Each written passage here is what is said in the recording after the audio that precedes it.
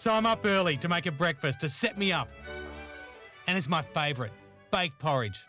You know, I love it. It's so warming and it just really fills you up and gets you ready for the day. I've got oats in there. I'm going to put in some mixed fruit, just some, whatever you've got handy. I've got some sultanas, dried figs. I think dried figs are, now look, I know I'm getting older, when suddenly things like dried figs are making sense. A bit like marmalade, they grow on you. I don't know when the taste for marzipan's going to hit, maybe when I'm 70. Add some nuts. I'm just going to use some hazelnuts. Any almonds, walnuts, whatever you like. I like the hazelnuts with the skin off. I just find the skin gets a bit gritty and stuck in your teeth. Another joy of age. A little bit of sugar, not a lot. I don't like my porridge overly sweet. I quite enjoy the savouriness of the oats. And to that, I'm going to add a bit of salt, just a good pinch of salt. Some cinnamon. Great warming flavours. Then just give that a quick mix, just to mix all of those fruits through. And to that, pour in some milk.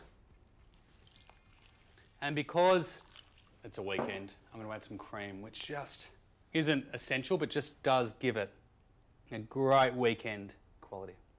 A good splash of vanilla. Give that a stir. Oh, look at that.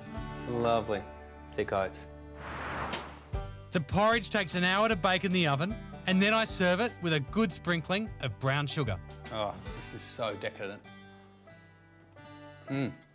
It's almost more like a pudding than a breakfast. Delicious.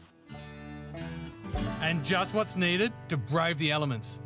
What a morning. You don't get many views like this. I thought I'd seen a few views coming from Australia, but it's extraordinary. Because I'm staying in a hunting tower, it seems only right and natural that I serve game tonight. So I've called up one of the rangers from the Chatsworth estate, and he's going to show me around the grounds just to see what's on offer.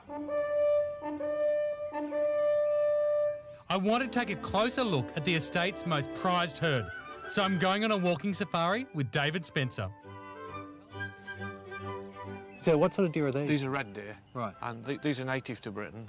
The other deer we've got on the park are fallow deer. Yeah. We've got about 100 red deer and about 250 fallow deer. So, and you just keep them at those numbers? Yeah, we have to maintain the herd at a certain size because, you know, the park's only a certain size and it only supports so many deer. Do you like venison? I do, yes. Yeah. I do. It's mostly going to be better to casserole it, I think, because if you roast it, there's not a lot of fat there, you know. So it can dry out. Yeah, unless you add some fat to it. So I haven't cooked a lot of it before. But I imagine it's like kangaroo as well. Oh, no, I've never eaten kangaroo. Kangaroo, right, yeah. It's quite lean, very lean, and quite deep red. Yeah, like that's it, yeah. Like a slightly more intense beef. Yeah. You'd be able to get venison quite easily because they're culling deer at the moment because, you know, we've got to maintain the size of the herd and the venison's available at the farm shop. OK, great. Venison is a really decadent treat, and I want everything else on tonight's menu to also come from the estate. Next stop, the walled vegetable garden.